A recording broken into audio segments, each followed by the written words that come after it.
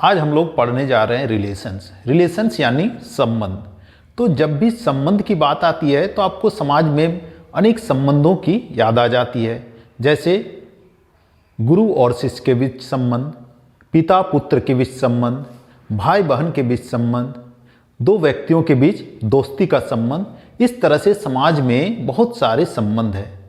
तो इस संबंध को हम लोग आज मैथमेटिकल टर्म में समझेंगे। और पिछली कक्षा में मैंने आप लोगों को Cartesian product of two sets बताया था कि दो सेट्स का कार्टेशियन प्रोडक्ट क्या होता है, जिसे आप लोग भली भांति जान रहे हैं। तो आज हम लोग रिलेशंस को in terms of Cartesian product देखते हैं कि रिलेशंस क्या है। If A and B be any two sets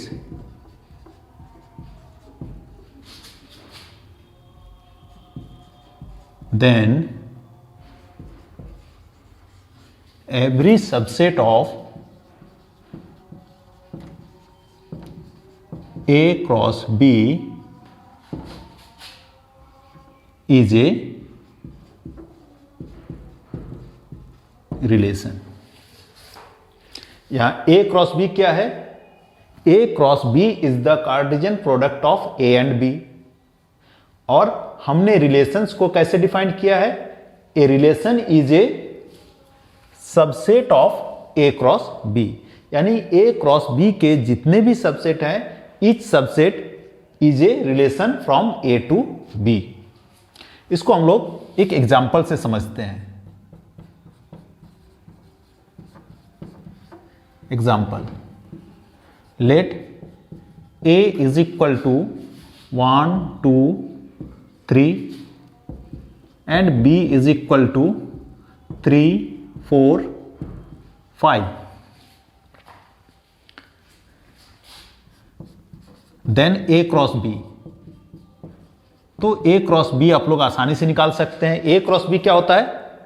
Cartesian product of A and B, यानी set of ordered pair of A and B whose first element is from A and second element is from B। तो A cross B को हम लोग लिख सकते हैं 1 3, 1 4, 1 5, 2 3, 2 4, 2 5, 3 3, 3 4 and 3 5। तो ये हमारा निकल गया A क्रॉस B। अब इस A क्रॉस B के जितने भी सबसेट्स हैं, हर एक सबसेट एक रिलेशन होगा। अब हम इसमें एक रिलेशन डिफाइन करते हैं। R is a relation from A to B such that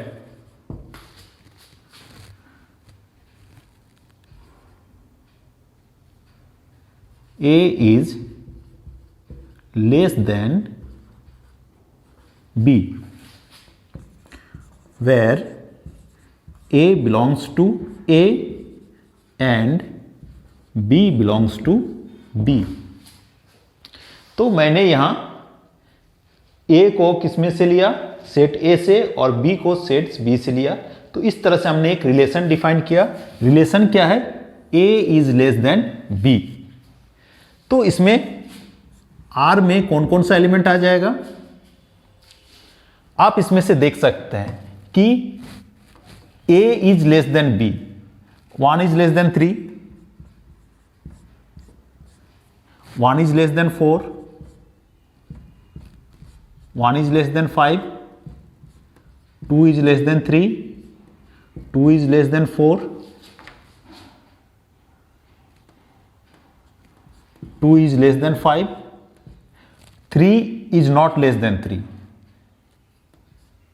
3 is less than 4 and 3 is less than 5। तो ये मेरा रिलेशन R हो गया। तो इस रिलेशन को हम लोग ऐसे भी लिख सकते हैं A comma B belongs to R, then we say that A is related to B, and we write A R B. A B belongs to R है, तो इसके लिए हम लोग लिख सकते हैं ए आर बी, और इसको हम लोग पढ़ेंगे क्या, A is related to B. Also if A B does not belongs to R, then we say that A is not related to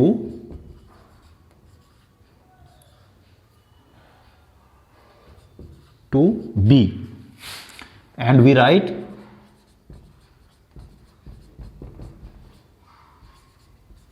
A not related to B. तो इस तरह से हम लोग रिलेशन के एलिमेंट्स को इस तरह से हम लोग लिख सकते हैं.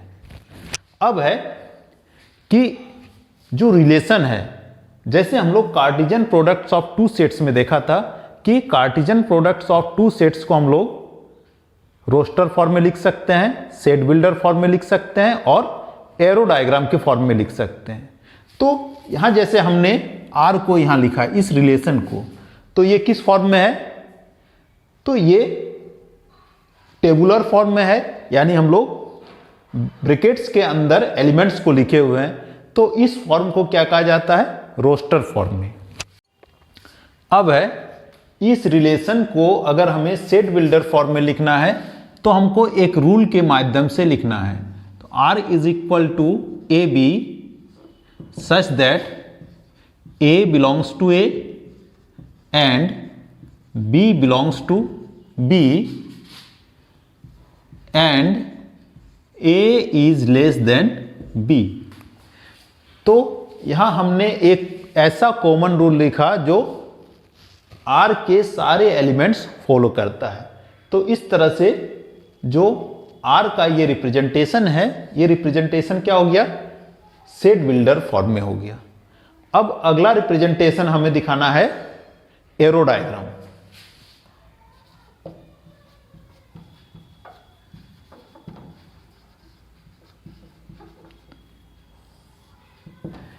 एरो डायग्राम में रिलेशंस को दिखाने के लिए हम लोग सेट्स को ओवल के फॉर्म में रिप्रेजेंट करते हैं, और जो एलिमेंट्स को हम लोग जोड़ते हैं वो एरो के द्वारा जोड़ते हैं.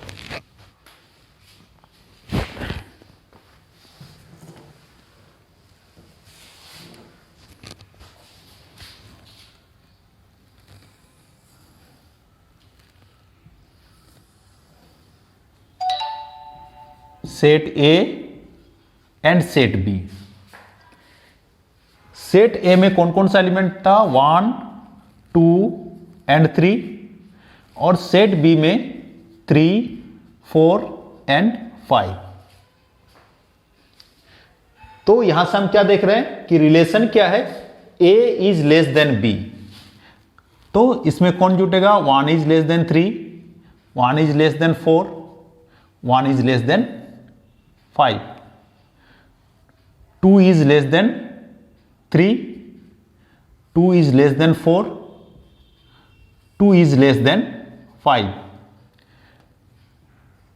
3 से नहीं जुड़ेगा, क्यों, 3 लेस देन 3 नहीं है.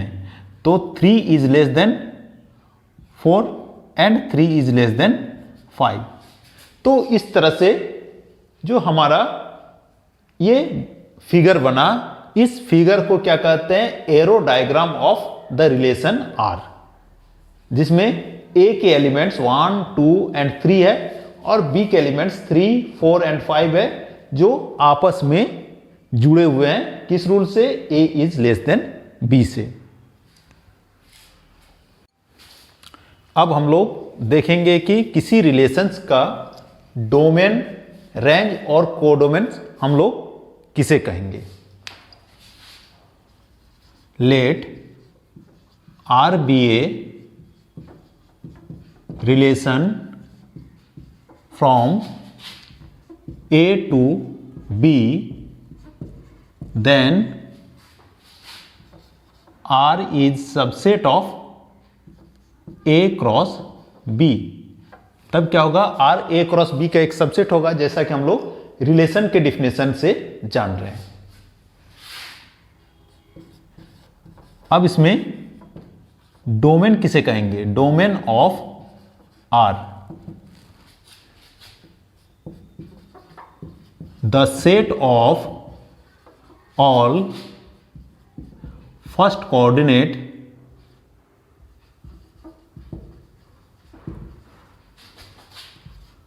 of the elements of R is called domain of R and is denoted by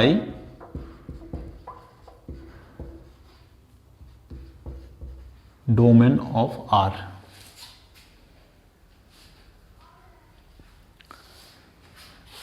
second क्या है, range.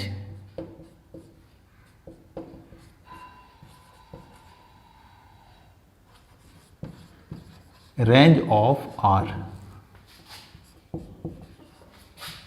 The set of all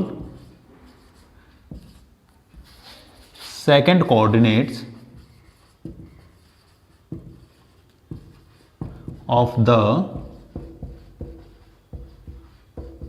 elements of R is called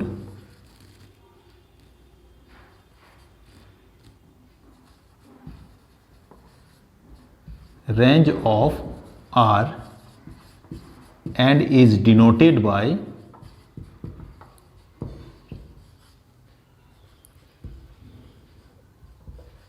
range R। तो R का जो एलिमेंट्स होता है वो किस फॉर्म में होता है, ऑर्डर्ड पेयर के फॉर्म में। तो R के जो एलिमेंट्स होता है उसके ऑर्डर्ड पेयर के फर्स्ट एलिमेंट का जो सेट होगा उसको हम लोग क्या कहते हैं, डोमेन ऑफ R, और R के जो सेकंड एलिमेंट्स का सेट होता है उसको हम लोग क्या कहते हैं, रेंज ऑफ R। और तीसरा चीज क्या है, codomain. Codomain of R, the second set B is called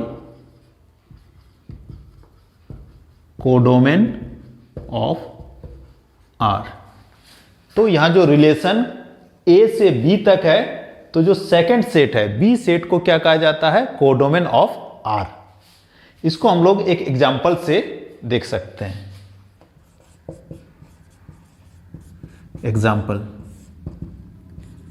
late A is equal to 1 2 3 and B is equal to 4 5 and 6, and we define R is equal to AB such that A belongs to A and B belongs to B, and B is equal to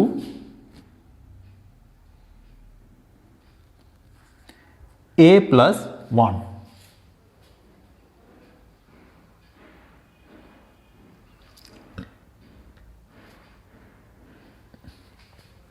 या इसको आप लोग लिख सकते हैं A plus 2। तब इसमें आप देखिए कि R इज इक्वल टू क्या होगा। सबसे पहले हमको R को लिखना है, और रूल क्या है कि जो सेकंड एलिमेंट होगा वो A से 2 ज़्यादा होगा। तो 1 1 प्लस 2 3, यानी 1 रिलेटेड नहीं है। 2 में 2 प्लस 2 4, तो 2 रिलेटेड टू 4, और 3 प्लस 2, 3 रिलेटेड टू 5। तो इसमें केवल 2 एलिमेंट्स आएगा, 2 4 एंड 3 5। बाकी कोई एलिमेंट इसमें नहीं आ सकता है।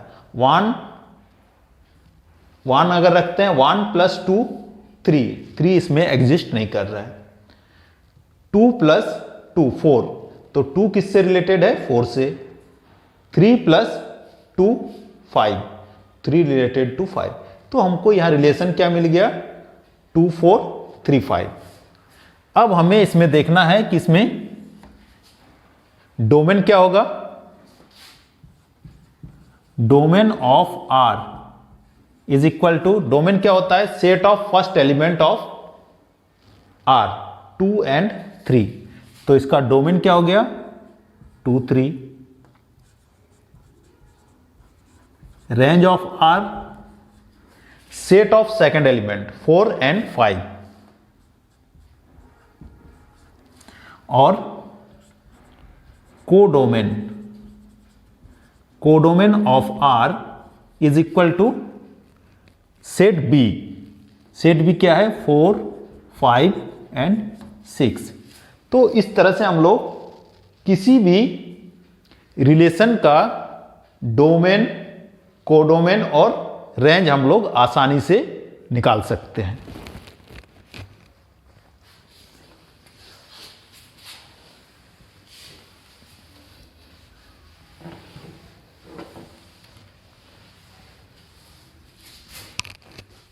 इस रिलेशन को अगर आपको एरो डायग्राम में दिखाना है, तो एरो डायग्राम में आप कैसे दिखा सकते हैं? सेट ए, सेट बी, दोनों के बीच जो रिलेशन है वो क्या है? आर। सेट ए में एलिमेंट्स है 1 2 3, सेट बी में एलिमेंट है 4 5 एंड 6। रिलेशन क्या है? b is equal to A plus 2। b क्या होगा? a प्लस 2 होगा। तो 4 यहां 1 प्लस 2, 3 इसमें नहीं है, 1 किसी से रिलेटेड नहीं है। 2 प्लस 2 4, तो 2 किससे रिलेटेड है? 4 से। और 3 प्लस 2 इज इक्वल टू 5, यानी 3 रिलेटेड टू 5। तो ये आपका रिलेशन हो गया, जिसका ये एरो डायग्राम हो गया। एरो डायग्राम से भी आप आसानी से देख सकते हैं कि इसका डोमेन क्या होगा? सेट ऑफ फर्स्ट एलिमेंट 2 3, और रेंज क्या होगा? सेट ऑफ सेकंड एलिमेंट 4 5, और कोडोमेन क्या होगा? सेकंड सेट, यानी सेट बी को कोडोमेन कहते हैं, यानी सेट ऑफ 4 5 एंड 6। तो इस तरह से किसी भी सेट का आप लोग सबसे पहले एरो डायग्राम बना लीजिए, और एरो डायग्राम की मदद से उसके डोमेन, रेंज और कोडोमेन को आप आसानी से लिख सकते हैं। अब हम लोग देखेंगे कि total number of relations from A to B, इसको हम लोग कैसे निकालेंगे। तो हम लोग मान लेते हैं कि let n A is equal to P and n B is equal to Q. तो दो सेट्स है ए एंड बी। ए में कितने एलिमेंट्स है? पी, और बी में कितने एलिमेंट्स है? Q.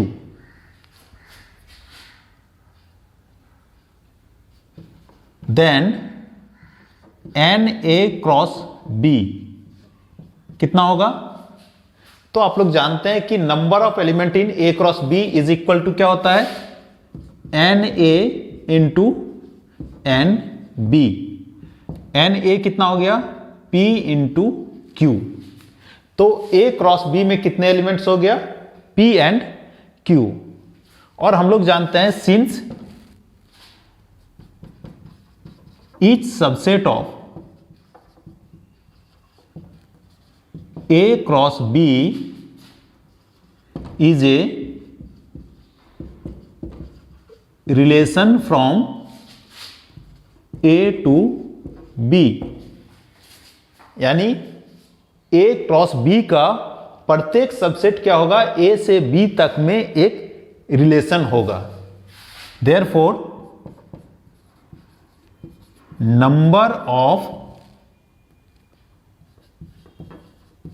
Relations from A to B is equal to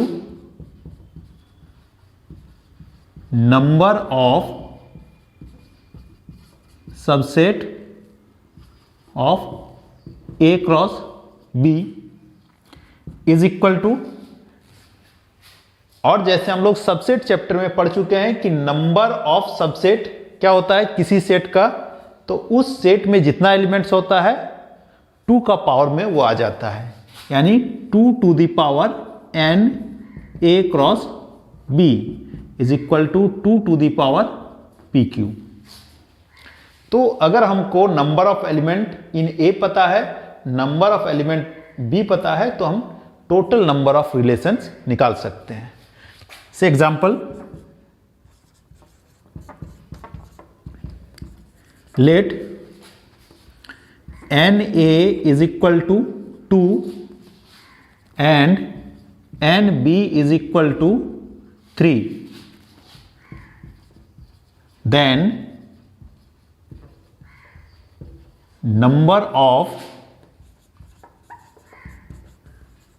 relations from A to B is equal to 2 to the power n A cross B is equal to 2 to the power n A cross n B is equal to 2 to the power n A कितना है 2 into n B कितना है 3 is equal to 2 to the power 6, और 2 to the power 6 यानी 64। तो किसी set में अगर ए सेट में 2 एलिमेंट्स है, बी सेट में 3 एलिमेंट्स है, तो ए और बी के बीच टोटल 64 रिलेशंस हम लोग डिफाइंड कर सकते हैं।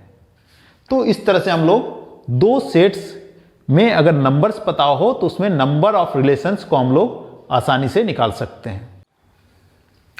जैसा हम लोग यहां देख रहे हैं कि each subset of A cross B is a relation from A to B. तो ए क्रॉस बी का हर एक सबसेट क्या है, एक रिलेशन है ए टू बी में। सिंस फाई यानी empty set is also a subset of A cross B. Empty set भी क्या होगा, तो ए क्रॉस बी का एक सबसेट होगा। Therefore phi is A